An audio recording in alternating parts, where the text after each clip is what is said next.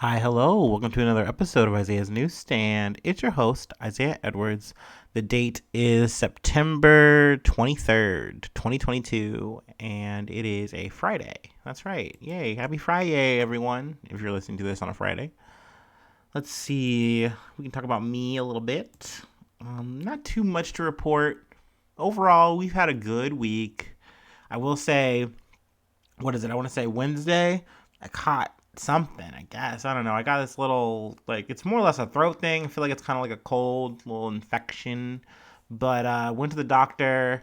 They gave me the old COVID and strep test. So I was not prepared when the nurse came up to me and she was like, "What do you want to do first, nose or mouth?" And I was like, nose. And I started watering up and apologizing, and she's like, "It's okay. All right, open up your mouth." And I was like, and we're like, I'm just apologizing. My eyes are watering. Like, I don't do this all the time. But got through it. They were negative.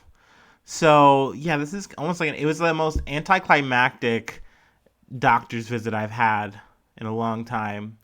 Because more or less the doctor's like, well, yeah, I can see that you got some irritation in your throat going on, but not sure what exactly you got going on. So, let me know if it gets worse. I was like, damn, I get it. I don't know. I kind of don't. I guess you got to pick a line or a path, and she was kind of stuck there, and she said, "I was wait it out." But overall, I'm doing okay. Not like super sick or anything like that, but kind of got a more casual episode lined up, I feel, and might kind of be that for the weekend, but we'll see. We'll see how this goes. I actually got a lot of updates for the next episode, I think, going down the way, but we're getting ahead of ourselves. Food. Was there anything that I really can say was super bomb? No, I made this Mexican dish. I want to say it was Sunday or Monday night, but the twist was I added this red curry sauce to it, which was pretty good. But that really didn't feel too wild for me. It was kind of just something a little bit of a tweak or a remix.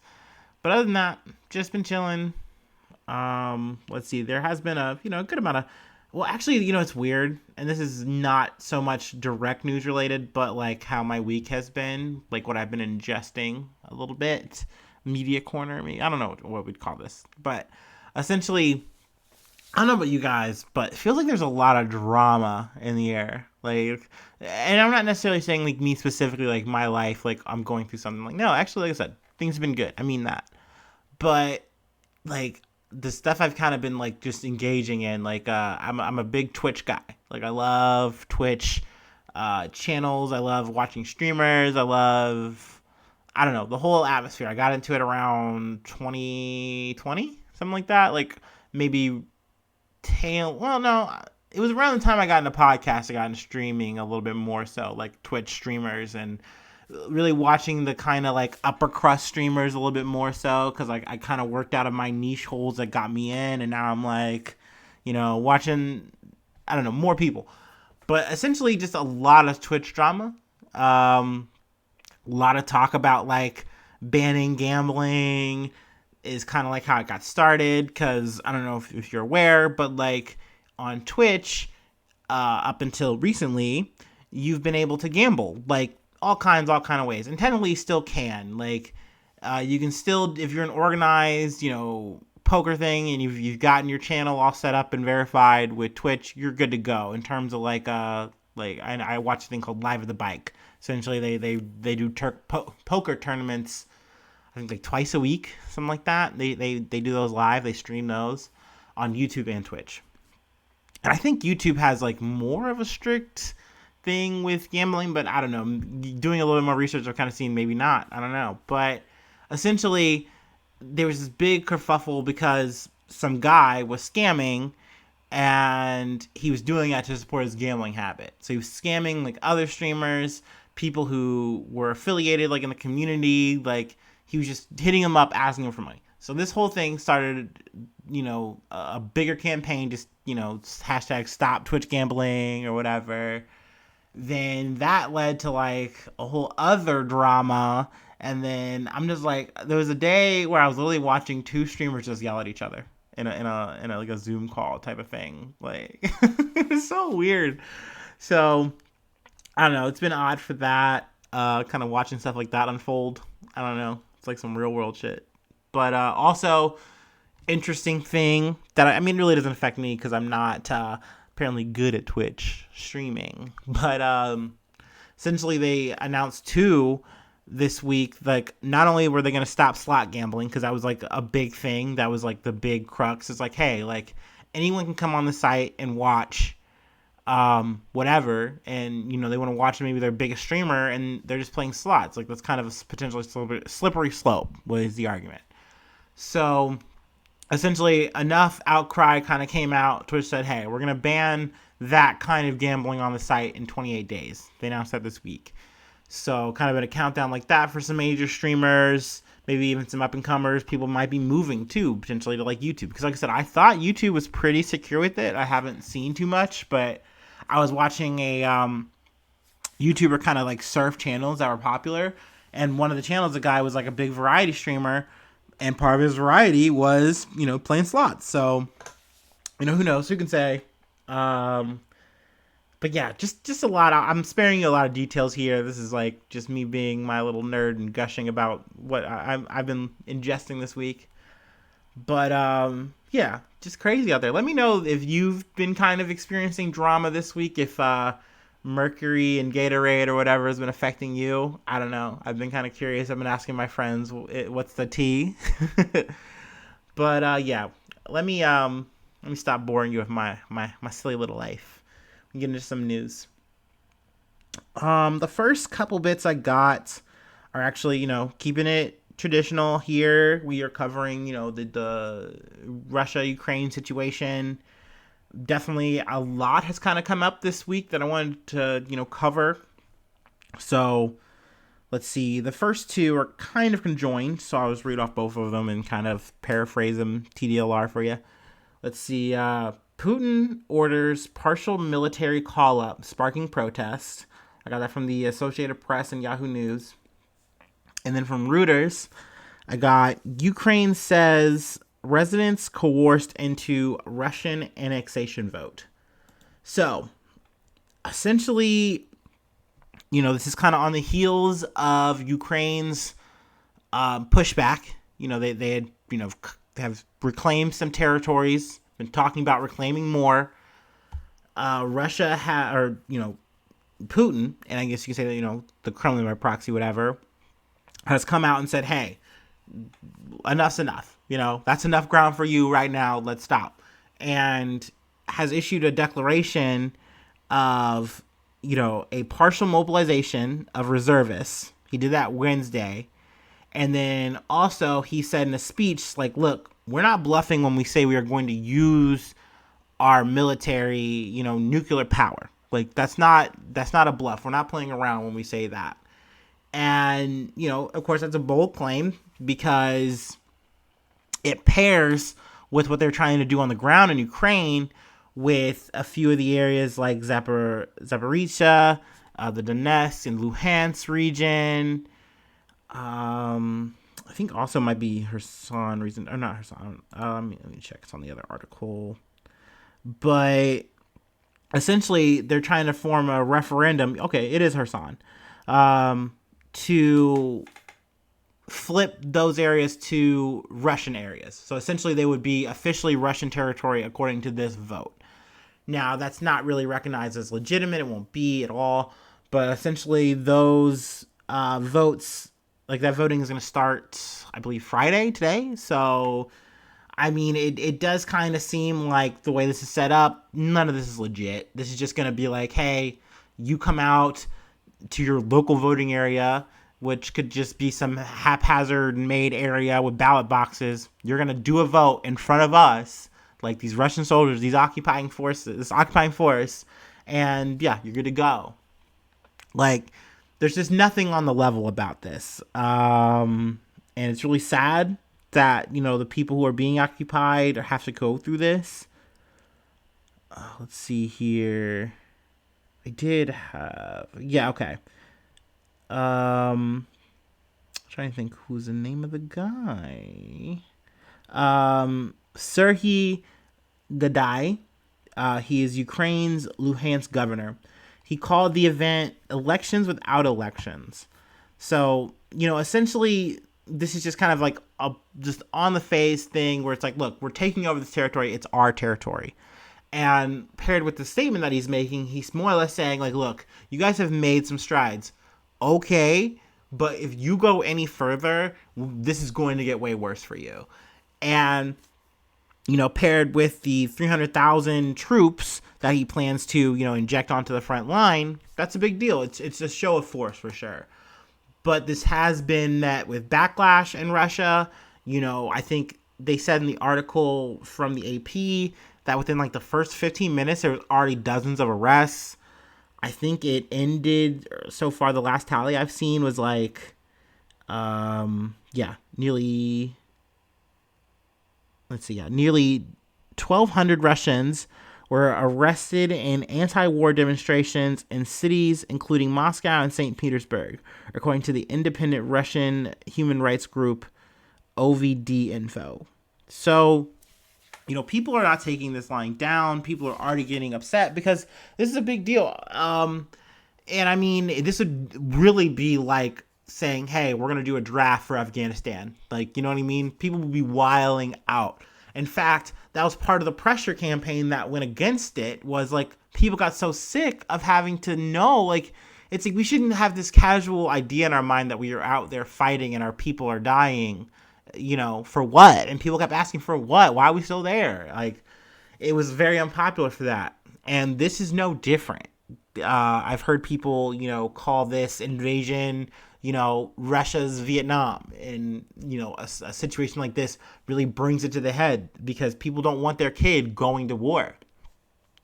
People have also been, really much trying to leave. I think the age is 18 to 27 is what was said.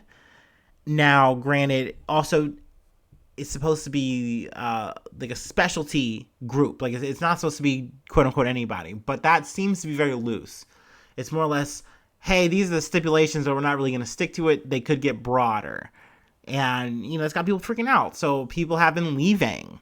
It's even been said, I think there was a quote from someone who I guess is a son of an official close to Putin, someone more or less in the web, in the network, more or less said like, well, hey, this is really crazy, but I'm going to do what I have to do to not have to go. So it's just crazy hearing and seeing this kind of rhetoric, out in the streets, abroad, because, I mean, people are tracking this. They're seeing this. Like, people are trying to leave the country. Now, I'm sure there's going to be a clampdown on it already, but just really wild shit. And I mean, just kind of going further to establish, like, look, this definitely isn't dying down at all. Neither side is saying quit, and definitely looks like there's going to be more. But there was a quote here. It kind of hit the dystopian, I don't know, vibe for me, and I wanted to like get it on the wax, if you will. This was from a protester. Let's see. One woman in a wheelchair shouted, referring to the Russian president, "Goddamn bald-headed nut job. He's going to drop a bomb on us, and we're all still protecting him. I've said enough." Also, I think there was like a quote that they were chanting, like, send him to the trenches, like send Putin to the trenches. Like, essentially, this is his war. Tell him to have him go fight it, So, just really crazy shit just in Russia and Ukraine. Definitely wanted to cover that in, a little bit of a double header, if you will. Also, excuse me, I got another article from Yahoo News. 2 Americans captured in Ukraine by Russian forces freed in prisoner swap, their families say. So, let's see, I got the names here. Alexander Drutky and Andy Hunya. They were both military veterans from Alabama who had been serving as volunteers in Ukraine. Essentially, they've been informed, though, that there was a prisoner swap and that they are okay. I believe they are currently at a U.S. embassy in Saudi Arabia, and they are, I believe, are in good health. So they are safe, good. That's good. Also, I believe that there was. Let me see if I got it here on this article. Bear with me. Sorry. Earlier Wednesday, the Saudi Foreign Ministry announced the release of 10 prisoners of war captured in Ukraine by Russian forces in an exchange of prisoners of war by Russia and Ukraine. The freed prisoners were American, British, Croatian, Moroccan, and Swedish nationals. The ministry said in a statement that did not identify the prisoners by name. So, hey, there's some good news there. A little bit there. I guess I'm dropping that in the middle of the news briefing here for this episode. And then kind of in summation, we're going to talk about weather for the remainder of the podcast. This started Sunday, and I've kind of just been watching it unfold, and I was like, oh shit, this is crazy. So, let's see. Here's the title. Got this from CNN. Many across Puerto Rico and the Dominican Republic still have no power or running water as Hurricane Fiona churns toward Bermuda. Let's see. More than 1 million people in Puerto Rico and the Dominican Republic are without water or without power or running water. Let's see. Crews are still working on it in both areas. But it's just been kind of slow to take. I guess it's in a newer electrical company, and it's seemingly that they haven't been up to the task. But let's see. At least 5 people across the Caribbean have been killed. And then let's see. 2 of them were in Puerto Rico, 2 were in the Dominican Republic, and 1 was in Guadalupe. Let's see. I'm trying to just kind of get a quick summary in my head for you guys.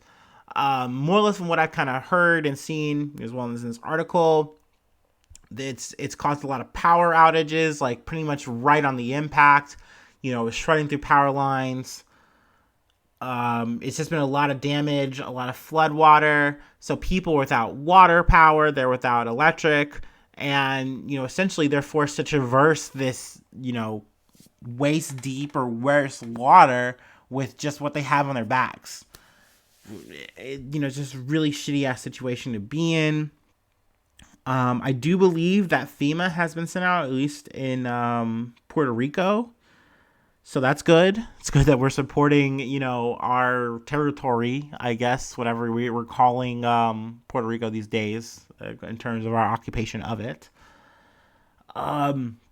But it, as stated in the title, this is on the move. So I think it's been now reduced to like a tropical storm, but it's still very bad. And I might actually not be 100% right on that, but I know it's moving to like the Atlantic. So I know they're telling like people in Canada to, batten down, be prepared, be aware, get an emergency kit ready. It's always crazy when hurricanes come. They're just such a force of nature. I'm the type of person who's scared of a tornado. So it's part of the reason why you catch me in the Midwest, because I'm not trying to deal with a hurricane. That's just scary.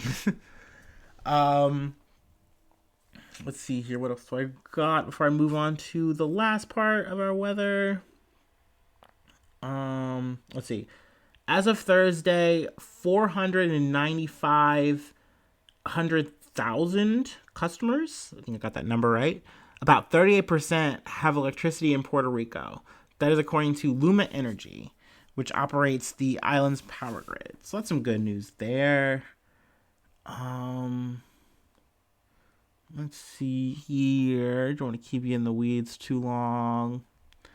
And then lastly, I wanted to cover the Super Typhoon Nanmadol. Got this from the BBC News. Japan storm. 9 million people told to evacuate as Super Typhoon Nanmadol hits. So this was another, storm situation that hit.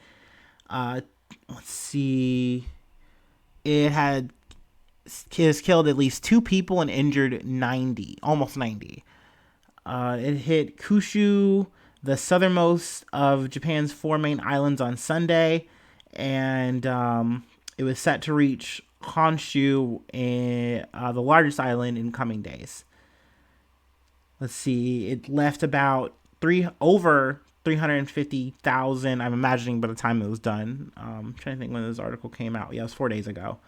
So almost 350,000 homes without power. Just really heavy duty. Man. I will say, though, in this, it doesn't seem like there wasn't much, I guess, yeah. Actually, I was going to say there wasn't much of a mention in climate change, but I think news and things like that are kind of going to have that conversation on the backbeat in, as much of a subtle way as they can. They don't want to beat people over the head with it, because I've kind of been wondering how I wanted to kind of go about it, too, myself, because it's look, I don't want to, constantly beat my listeners over the head with climate change.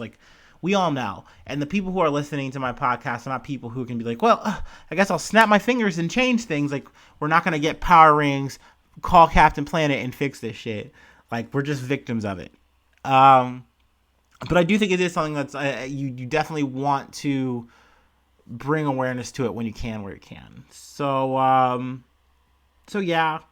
Definitely not good news per se on the last 2, but hey, we did get the prisoner swap, so that's cool. Yeah, some silver lining business. Other than that, that's all I got. Thank you for listening, sticking around.